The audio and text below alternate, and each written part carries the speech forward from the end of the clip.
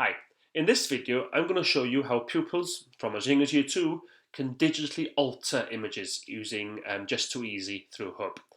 So they should have taken a photo already, possibly on an iPad or a digital camera.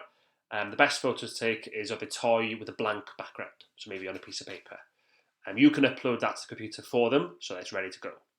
Once in J2E, they click on J2E 5 over here.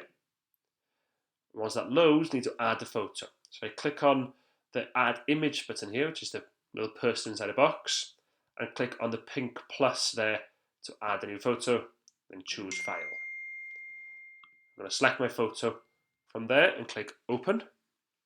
It'll take a little second to load. Once it does, it's going to appear in the bottom here. I'll drag it across.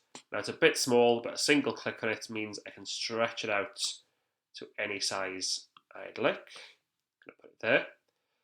Now I'm going to click off and select the pencil over there, and then I can select my colours here.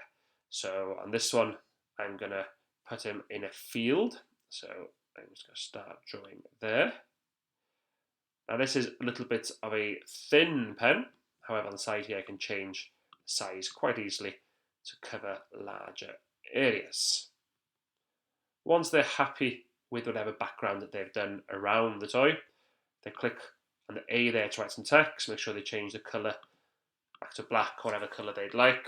They can then write their heading, unicorn in a field, and make sure they save it to print out later.